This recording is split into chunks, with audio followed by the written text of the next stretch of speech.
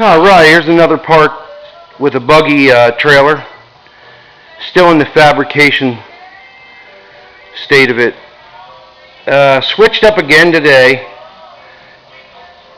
I added some gas. I'm not even sure of the exact mixture of this stuff, but it seemed to be working pretty good. I don't know if this is called the gold mix, but it is argon and carbon dioxide. And definitely switching wire. I've been with Lincoln wire the whole time, but I pulled some copper coated wire off of another MIG welder. I used a drill, and that was fun, trying to spool wire off a big spool into that little spool. Before I ran over to the store on a Sunday night and bought a 12.5-pound spool of this kind here. It's called Super Arc. It's the L56. Pretty hefty spool. I haven't even opened it up yet, but we're talking Lincoln wire on a Lincoln MIG, and this gas should work. I tried a little spot of it and the weld looked really nice. So I'm starting to, for being old rusty metal and everything, it's not looking bad. I've got a few decent welds here. Some of these my buddy put down, and I got good penetration. And this is that warehouse racking or pallet, shelving, whatever you'd want to call it, and I just got this angled iron. I have these all cut. That one there is going to go stop the front tire. Then I got a few heavy ones where the front tire might sit a little longer, and then the light duty ones, of course, are those greenish looking ones. But I think it's more than capable of holding it. There's some that are already set down. I ended up, for the steel I had, I could put them every 9 inches, so that's going to be a bumpy ride coming up over, but it's going to work. If I have to, I'll put a deck board over top of it or some heavy plywood or something. I still don't know why they do a brake line like this. Of course, that's not, I didn't do it, but anybody out there tell me why they do this, I sure would like to know. It goes into rubber hose, so it's not for expansion, or maybe it is. But tonight, Sunday night, middle of January 2013, and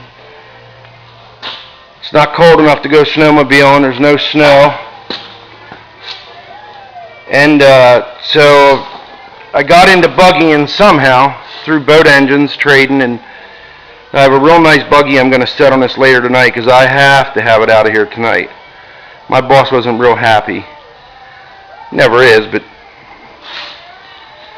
he really showed it tonight. So what I'm going to do is I'm shortening the tongue. I got that bandsaw, and wow, if you guys never used one of them, which I didn't till last week, that is the cat's meow, or the shit. That thing there is the bomb. For cutting square steel and, I don't know, just about anything, don't ever underestimate that tool right there. Whether it be Milwaukee, Porter cable, you will be amazed at how well that thing cuts. There's no Sawzall grinder, nothing out there that cut square tubing like that. So I'm going to shorten the tongue, raise it back in the air. I mean, I'm lucky. I have a lift to work on. I got that taken off. That's the front tongue for a boat. Like I said, this was a boat trailer, Shorelander, and this is going to be really cool when it's done. I'm hoping what I'm going to do is throw the buggy in the middle bay up on the lift. Then I'm going to back this trailer in underneath it, set the buggy down, and start figuring tongue weight and all that. I think it's going to work all right because I still never got my eyes on a T-trailer for buggies, so since I didn't go look at one, I had to make this. I may have just caused myself a lot more work, but I'm thinking this trailer is going to be more versatile because I was going to maybe weld something on the inside of that, and I'm pretty sure that's about 4 foot or less. I can throw a heavy piece of plywood in there and have myself a nice decked trailer. So I might do that. I'll throw that on the last video and show you when this is all painted and done. Really a lot of grinding. The floor is full of metal. I went through a bunch of discs, just about got bit a few times by some big grinders. I got a chop saw sitting over there. That thing's really cool too, but I don't like the smell and I don't like the sparks and all that crap. So can't say enough about that DeWalt bandsaw, whatever they call it down there. I can't say enough about it. Now we're talking tools right there.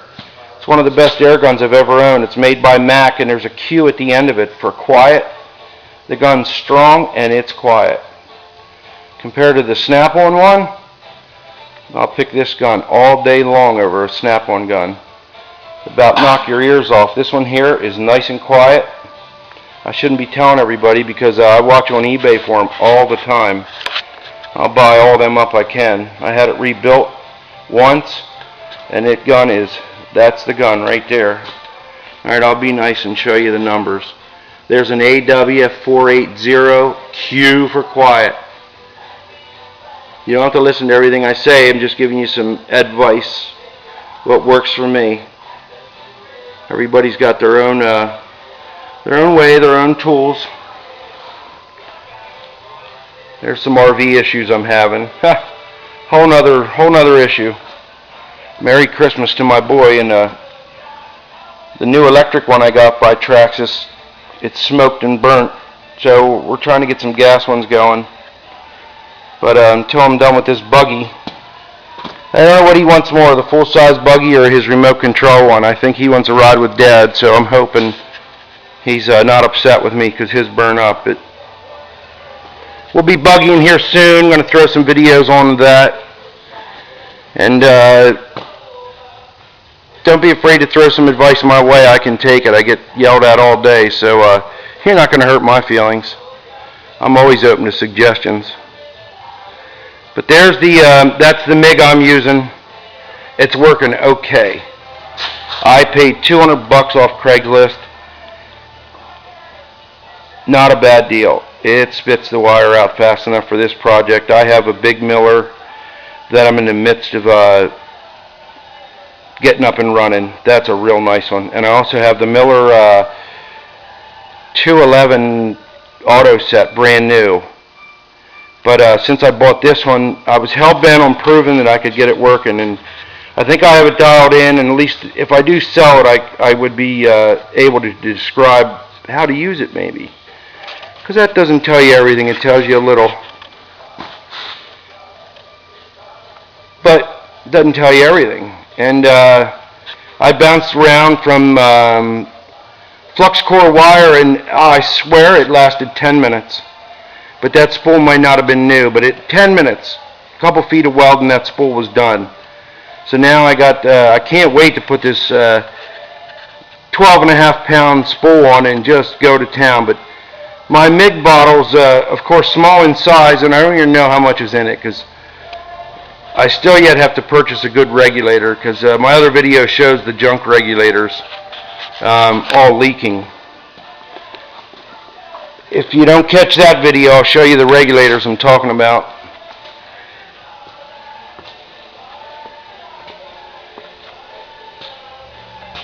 Right there. Made by Western Enterprise. I'll never buy another one because there's one. And there's one. Both of them junk. They leak air out the bottom. Of course, I might have done something wrong and didn't bleed them or turned it on too fast. I don't know, but they don't hold up too long.